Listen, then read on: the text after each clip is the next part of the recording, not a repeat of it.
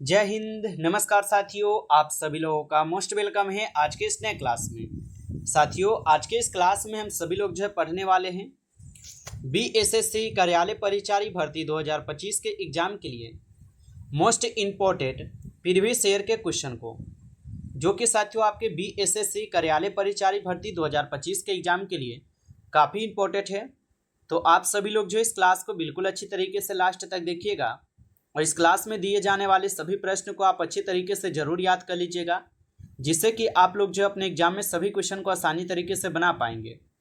तो चलिए साथियों, क्लास को स्टार्ट करते हैं। उनसे पहले यदि आप इस चैनल पर पहली बार जुड़े हैं तो आप इस चैनल को सब्सक्राइब कर लीजिए और सब्सक्राइब करके साथियों आप ऑल नोटिफिकेशन को ऑल पे दबा लीजिए, जिससे कि जब भी क्लास स्टार्ट हो सबसे पहले क्लास का नोटिफिकेशन आपके पास पहुंच सके।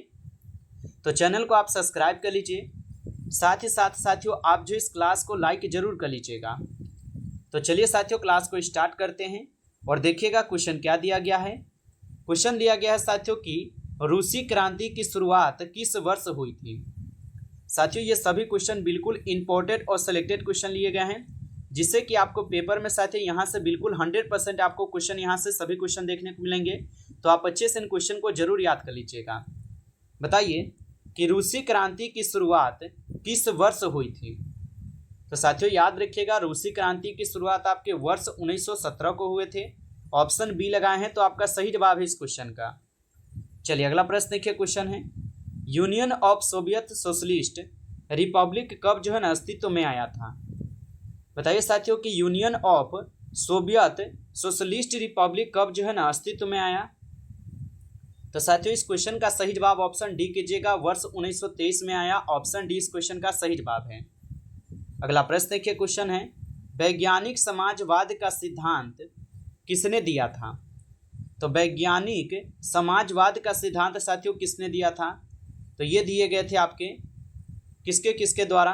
तो एंगेल्स और कार्ल मार्क्स दोनों के द्वारा दिए गए थे। ऑप्शन सी हो जाएंगे इस क्वेश्चन का सही जवाब, दोनों के द्वारा। अगला प्रश्न है कि चीनी क्रांति का नायक कौन था। बताइए साथियों कि चीनी क्रांति का नायक कौन था। तो साथियों यहाँ पे आप इस क्वेश्चन का सही जवाब ऑप्शन बी कीजिएगा। ऑप्शन बी इस क्वेश्चन का आपका सही जवाब है इस क्वेश्चन का। चलिए अगला प्रश्न देखिए। क्वेश्चन है कि चीन के जनवादी गणराज्य की स्थापना कब हुई। बताइए साथियों कि चीन के जनवादी गणराज्य की स्थापना कब हुई। साथियों ये सभी क्वेश्चन बिल्कुल इंपॉर्टेंट और सिलेक्टेड क्वेश्चन करवा रहे हैं और काफ़ी इंपॉर्टेंट है, और ये सभी क्वेश्चन काफ़ी इंपॉर्टेंट और वीवीआई सिलेक्टेड क्वेश्चन हैं, जिससे कि आपके पेपर में 100% ये प्रश्न आपको देखने को भी मिलेंगे। अच्छे से याद कर लीजिएगा कि चीन के जनवादी गणराज्य की स्थापना कब हुई थी साथियों। तो याद रखिएगा वर्ष 1949 को। ऑप्शन सी लगाए हैं तो सही जवाब है। अगला प्रश्न है यूरोप का मरीज किसे कहा जाता है। बताइए सभी लोग। तो यहाँ पे यूरोप का मरीज किसे कहा जाता है। तो तुर्की को साथियों बोले जाते हैं। ऑप्शन सी आपका सही जवाब होगा इस क्वेश्चन का। अगला प्रश्न देखिए कि निम्नलिखित में से किस व्यक्ति ने एक राष्ट्र एक नेता का नारा दिया था। तो बताइए साथियों कि निम्नलिखित में से किस व्यक्ति ने एक राष्ट्र और एक नेता का यहाँ पे नारा दिया था। तो साथियों ये नारा दिए गए थे हिटलर के द्वारा। ऑप्शन ए कीजिएगा सही जवाब, हिटलर के द्वारा ये नारा दिया गया था। अगला प्रश्न है कि त्रिगुट का निर्माण निम्न में से किस देश ने किया था। तो त्रिगुट का निर्माण निम्नलिखित में से किस देश ने किया था। तो साथियों याद रखिएगा यह किए गए थे आपके इटली के द्वारा, ऑस्ट्रेलिया के द्वारा और जर्मनी के द्वारा। इन सभी के द्वारा किए गए थे। तो ऑप्शन डी आपका सही जवाब है इस क्वेश्चन का, याद रखिएगा। अगला प्रश्न है निम्न में से एक कौन सा देश मित्र राष्ट्रों में शामिल था। बताइए कि निम्न में से कौन सा एक देश मित्र राष्ट्रों में शामिल था। तो साथियों याद रखिएगा यह कौन हो जाएंगे। तो साथियों ये हो जाएंगे इंग्लैंड, जापान, अमेरिका, ये सभी था। ऑप्शन डी को यहाँ पे भी आप सही जवाब करेंगे, इनमें से सभी था। अगला प्रश्न है फ्रांस की क्रांति की शुरुआत किस वर्ष हुई। तो फ्रांस की क्रांति की शुरुआत किस वर्ष हुई थी। तो साथियों याद रखेंगे 1789 ईस्वी में। ऑप्शन सी सही जवाब है 1789। अगला प्रश्न है जर्मनी के एकीकरण हेतु बिस्मार्क ने किस नीति का अनुसरण किया। तो जर्मनी के एकीकरण हेतु बिस्मार्क ने किस नीति का अनुसरण किया? तो साथियों याद रखिएगा, यह किए गए थे आपके लौह एवं रक्त की नीति का। ऑप्शन ए सही जवाब है, याद रखिएगा आप सभी लोग। अगला प्रश्न है, किस वेद को भारतीय संगीत का मूल कहा जाता है? बताइए साथियों कि किस वेद को भारतीय संगीत का मूल कहा जाता है? तो याद रखिएगा, साम वेद को जो है भारतीय संगीत का मूल कहा जाता है। ऑप्शन डी सही जवाब है। अगला प्रश्न है, महात्मा बुद्ध को किस स्थान पर महापरिनिर्वाण प्राप्त हुआ था? लगाइए आंसर। और साथियों अभी तक आप जो है इस क्लास को लाइक नहीं किए हैं तो आप इस क्लास को एक बार ज़्यादा से ज़्यादा लाइक कर लेंगे। चैनल पे पहली बार यदि आप जुड़े हैं तो आप इस चैनल को सब्सक्राइब करके ऑल नोटिफिकेशन को आप ऑल पे दबा लीजिएगा, ताकि जब भी क्लास स्टार्ट हो सबसे पहले क्लास का नोटिफिकेशन आपके पास पहुंच सके। तो आप इस चैनल को भी सब्सक्राइब कर लीजिए। अगर आपको PDF चाहिए रिवीजन के लिए तो आप कमेंट में जरूर बताइएगा।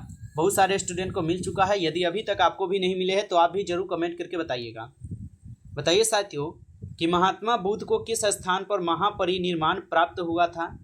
तो साथियों याद रखिएगा, इनको महापरिनिर्वाण जो है प्राप्त हुआ था कहाँ? कुशीनगर में। ऑप्शन डी यहाँ पे आपका सही जवाब है, कुशीनगर। अगला प्रश्न है कि भगवान बुद्ध ने अपना पहला उपदेश कहाँ दिया था? तो भगवान बुद्ध ने अपना पहला उपदेश कहाँ पर दिया था? तो याद रखिएगा साथियों, भगवान बुद्ध जो अपना पहला उपदेश सारनाथ में दिए थे। ऑप्शन डी इस क्वेश्चन का आपका सही जवाब है। चलिए अगला प्रश्न देखिए, क्वेश्चन है कि बुद्ध का जन्म जो है ना हुआ था। तो साथियों बुद्ध का जन्म जो है ना कहाँ पर हुआ था? तो याद रखिएगा, बुद्ध का जन्म जो है लुबनी में हुआ था। ऑप्शन ए आपका सही जवाब है। अगला प्रश्न है कि जैन धर्म की पहली संगीति कहाँ हुई थी? बताइए साथियों कि जैन धर्म की पहली संगीति कहाँ हुई थी? तो जैन धर्म की पहली संगीति हुई थी साथियों कहाँ पर? तो पाटलिपुत्र में। ऑप्शन बी सही जवाब है, यहाँ पे पाटलिपुत्र में हुई थी। अगला प्रश्न देखिएगा, क्वेश्चन है कि यहाँ पे सांची हो जाएगा, ठीक है, कि सांची का स्तूप किसने बनवाया था? बताइए साथियों कि सांची का स्तूप जो है किसने बनवाया था? तो सांची का स्तूप बनवाए गए थे अशोक के द्वारा। ऑप्शन बी इस क्वेश्चन का सही जवाब है, अशोक के द्वारा। अगला प्रश्न देखिएगा, क्वेश्चन है कि भारत का नेपोलियन जो है किसे कहा जाता है? बताइए कि भारत का नेपोलियन जो है किसे कहा जाता है? तो भारत का नेपोलियन साथियों याद रखेंगे समुद्रगुप्त को बोले जाते हैं। ऑप्शन सी इस क्वेश्चन का सही जवाब है, समुद्रगुप्त। अगला प्रश्न देखिए, क्वेश्चन है कि हड़प्पा नगर की खोज किसने की थी? बताइए साथियों कि हड़प्पा नगर की खोज किसने की थी? तो याद रखिएगा, हड़प्पा नगर की खोज जो है दयाराम सैनी के द्वारा किए गए थे। ऑप्शन बी इस क्वेश्चन का सही जवाब है। कब किए थे आप लोग कमेंट करके बताइए, कब किए थे। चलिए अगला प्रश्न देखिए, क्वेश्चन है कि विश्व में नवजागरण की शुरुआत किस देश में हुई? तो विश्व में नवजागरण की शुरुआत किस देश में हुई साथियों? तो याद रखिएगा, इटली देश में। ऑप्शन ए सही जवाब है, इटली में हो जाएगा। अगला प्रश्न है कि यूरोप में धर्म सुधार आंदोलन की शुरुआत किसके प्रयास से हुई? तो यूरोप में धर्म सुधार आंदोलन की जो शुरुआत है साथियों, ये किसके प्रयासों से हुई थी? तो याद रखिएगा, मार्टिन लूथर के द्वारा हुई थी। ऑप्शन यहाँ पे आपका डी सही जवाब है, मार्टिन लूथर। अगला प्रश्न है कि तुम मुझे खून दो मैं तुम्हें आज़ादी दूंगा, किसका नारा था? तो तुम मुझे खून दो मैं तुम्हें आज़ादी दूंगा, यह नारा किसका था साथियों? तो याद रखिएगा, यह नारा दिए गए थे किसके द्वारा? सभी लोग बता दीजिए इसका आंसर। चलिए आप लोग कमेंट करके बताइए, ठीक है। चलिए सभी लोगों को ये इसका आंसर जो है ना कमेंट करके देना है। देखते हैं कौन कौन साथी इसका आंसर कमेंट करते हैं। अगला प्रश्न देखिए कि करो या मरो का नारा किसने दिया था? बताइए कि करो या मरो का नारा किसने दिया था साथियों? तो याद रखिएगा, करो या मरो का नारा दिए थे महात्मा गांधी जी। ऑप्शन बी हो जाएंगे सही जवाब, महात्मा गांधी। अगला प्रश्न है दिल्ली चलो का नारा किसने दिया था? बताइए साथियों कि दिल्ली चलो का नारा किसने दिया था? तो याद रखिएगा, दिल्ली चलो का नारा दिए गए थे आपके किसके द्वारा? तो यह दिए गए थे सुभाष चंद्र बोस जी के द्वारा। ऑप्शन सी सही जवाब है, सुभाष चंद्र बोस जी। अगला प्रश्न देखिए, क्वेश्चन है इंकलाब जिंदाबाद का नारा किसने दिया था? बताइए साथियों कि इंकलाब जिंदाबाद का नारा किसने दिया था? तो याद रखिएगा, इंकलाब जिंदाबाद का नारा जो ये तो दिए गए थे किसके द्वारा? तो भगत सिंह के द्वारा। ऑप्शन ए सही जवाब है, भगत सिंह के द्वारा। याद रखिएगा। चलिए अगला प्रश्न देखिए, क्वेश्चन है ओणम त्योहार किस राज्य में जो है मनाया जाता है। तो ओणम त्योहार किस राज्य में मनाया जाता है। तो साथियों याद रखेंगे ओणम त्योहार केरल में मनाई जाती है। ऑप्शन सी सही जवाब है। अगला प्रश्न है आप लोग का कि द्वितीय विश्व युद्ध के दौरान अमेरिका ने किस शहर पर परमाणु बम गिराया था। तो द्वितीय विश्व युद्ध के दौरान अमेरिका ने किस शहर पर परमाणु बम गिराया था। तो साथियों याद रखेंगे यहाँ पे नागासाकी और हिरोशिमा दोनों पर गिराए थे, इसलिए ऑप्शन सी करेंगे, सही जवाब दोनों हो जाएंगे। ऑप्शन सी सही जवाब है। अगला प्रश्न है कि प्रथम विश्व युद्ध में अमेरिका किस वर्ष शामिल हुआ था। बताइए साथियों कि प्रथम विश्व युद्ध में अमेरिका जो ये किस वर्ष शामिल हुए थे। तो प्रथम विश्व युद्ध में अमेरिका जो है साथियों ये वर्ष 1915 को शामिल होते हैं। ऑप्शन डी इस क्वेश्चन का सही जवाब है। अगला प्रश्न है जर्मनी का एकीकरण किस युद्ध के पश्चात हुआ था। तो जर्मनी का एकीकरण किस युद्ध के पश्चात हुआ। तो साथियों याद रखेंगे प्रसा फ्रांस युद्ध के बाद। ऑप्शन यहाँ पे आप लोग का बी सही जवाब है। नमस्कार साथियों, इस क्लास में कुल 30 क्वेश्चन थे जो काफ़ी इंपॉर्टेंट क्वेश्चन थे आपके एग्जाम के लिए। साथियों यदि आपको ये क्लास अच्छा लगा हो तो आप इस क्लास को ज़्यादा से ज़्यादा लाइक कर लीजिएगा। चैनल पे पहली बार यदि आप जुड़े हैं तो आप इस चैनल को भी सब्सक्राइब करके ऑल नोटिफिकेशन को आप ऑल पे दबा लीजिए, ताकि जब भी क्लास स्टार्ट हो सबसे पहले क्लास का नोटिफिकेशन आपके पास पहुंच सके।